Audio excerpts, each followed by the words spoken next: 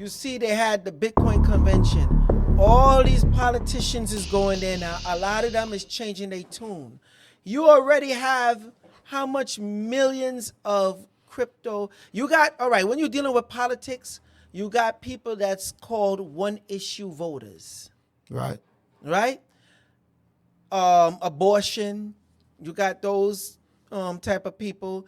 They heavily for it. They one issue voter. They don't care about nothing else. They want to be able to, when come time, they want to be able to abort their baby, and they don't want nobody stopping them, right? Okay. Ain't no difference with crypto. If you're anti-crypto, first off, it got more people that's in crypto now, that's for crypto, that's one issue voters than abortion. Where their sole purpose is they want to make money, they care about their bag, and they're going to go with anybody that's going to pump their bag. And they're going to go with the person that's most going to pump their bag. Kamala was invited. Vice President Harris was invited to the Bitcoin conference. She did not come. She made a mistake. It's no, how you say, guess that the Democratic, actually White House, because it's a Democratic White House, is anti-crypto. We know this for a fact. Now they're trying to change their tune because you got people like Coinbase, Ripple, Gemini Exchange, and they're donating to Trump. It's even Biden. There was a bill that recently passed that it was like part of the COVID type of package of bills during that time that they wanted to give to Israel, Ukraine. And one of the things that was their main thing is to get money from the crypto. Because remember, around that time, the bull run done came up in there. So they wanted to pull the money that was coming from crypto. That's when they started to want to put the IRS making rules on if you're making this money, you got to pay this amount of money on taxes. And they wanted to, if you get airdrops, you got to pay this and that, because they realized how much money was coming in from crypto. Well, they had to end up dropping that because the U.S. didn't make crypto regulations as of yet, fully crypto regulations, right? Now, guess what the Democrats was doing, though? They were against your bags, but yet they were giving money to Ukraine.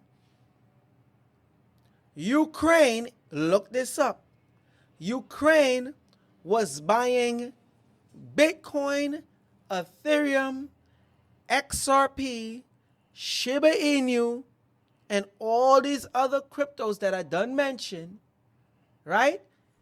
And then Sam Bankman-Fried, the owner of FTX, was donating the money back to the Democratic campaign.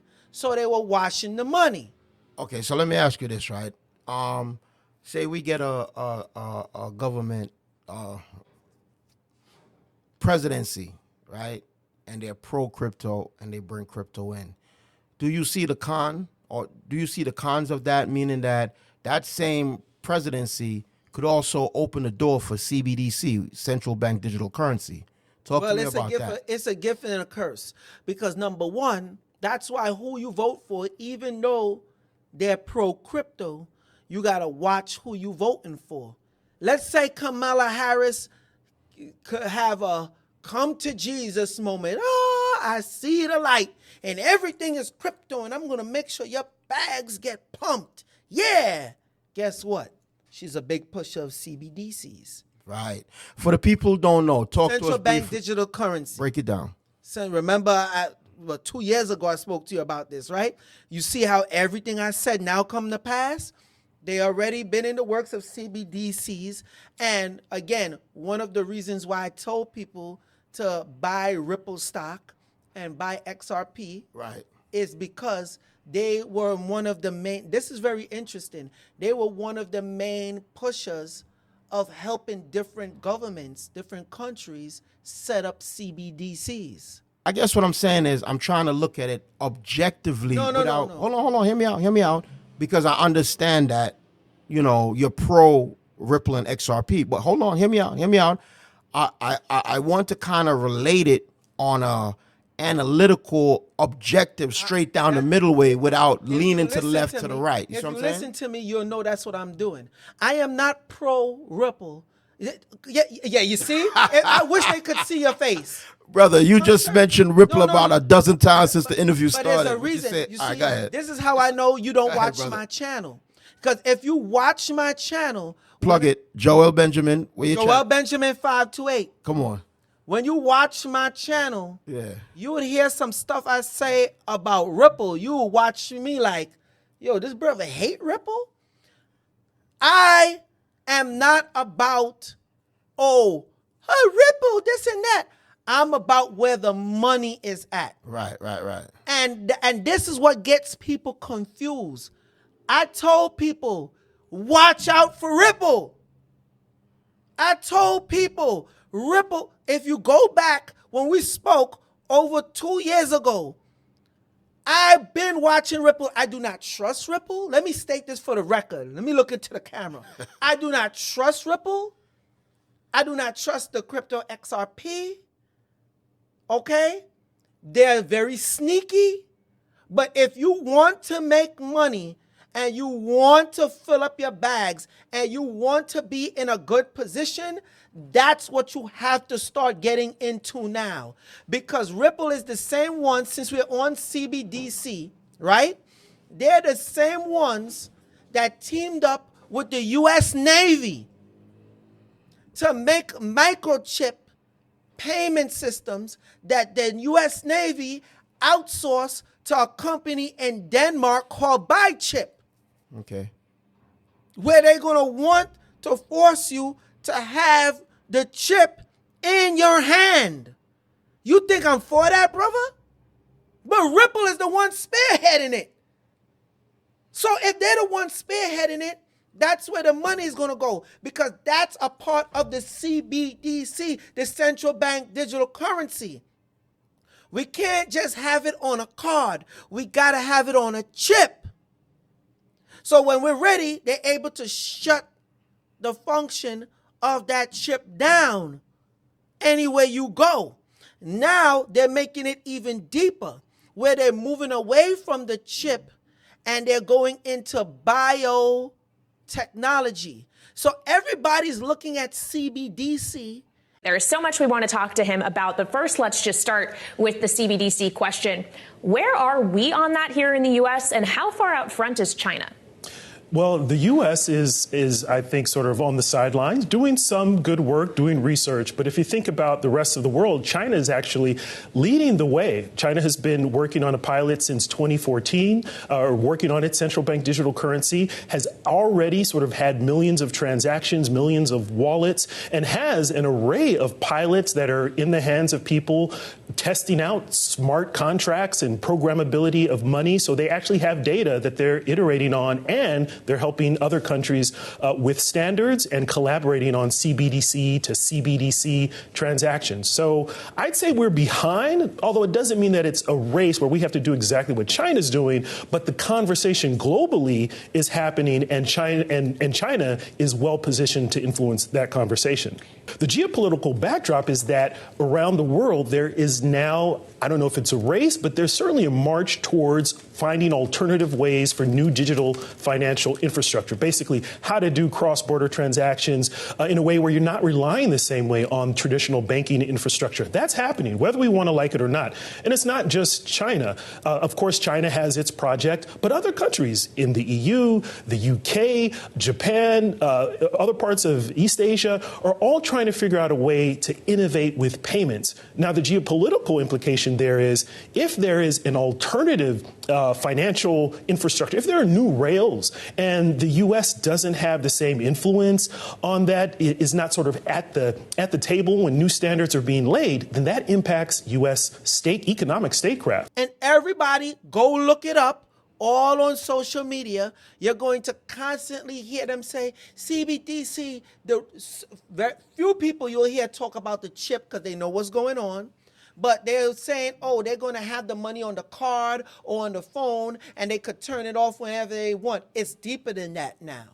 Now Right. they're going by your DNA. I think that's when people think of CBDC, that's what they think. And that's the scary part, whereas everything is tokenized, everything going to be on the blockchain. And if they don't like what you're saying, almost like the China credit score system, the social credit system. Worse. Right. Worse. Right. But along the lines of they could control you. Oh, you can't, you're rationed to buy X amount of this, X amount of food. You buying too much ammo, cut it off. You buying too much alcohol, cut it off. They could control your life through that digital monetary system. Right. But it's deeper than that. But now you're saying it's going to the next level where now it's going to be implanted in you. It's deeper than. What's the name of that company for the people could check it out? Forget buy chip.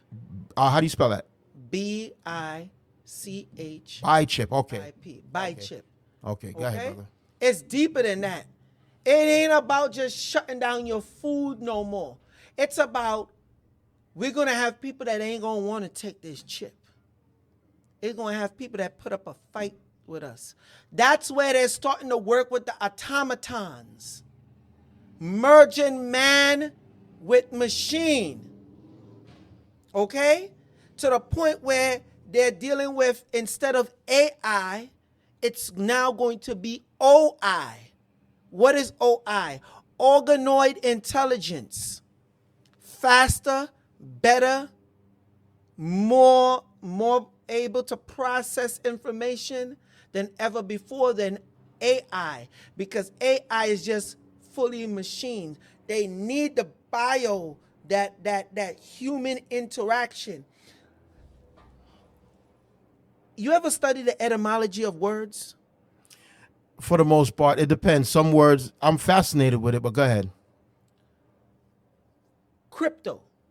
Cryptocurrency.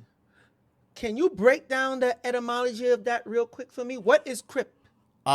Crypt, I would say, if I had to take a stab at it, hidden, cryptograph, cryptology, things of that nature, dealing, I would say, some type of secret or hidden information, not Correct. readily known. Correct. But you know what you miss out? What everybody miss out? Dead. Crypt. You hold the bodies in the crypt. Okay? It's dead currency that they're able to resurrect,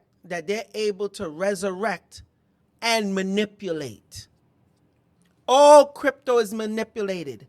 That's why when I hear people talk about, I did an interview with a brother. His name is Taj Tariq Bey. Okay? And Taj Tariq Bey, when me and him did this interview together about over 4 years ago, man, I caught hell on my channel. Them Bitcoin maximalists came for me. We were the first ones that was telling people Bitcoin was created by the NSA and other governments.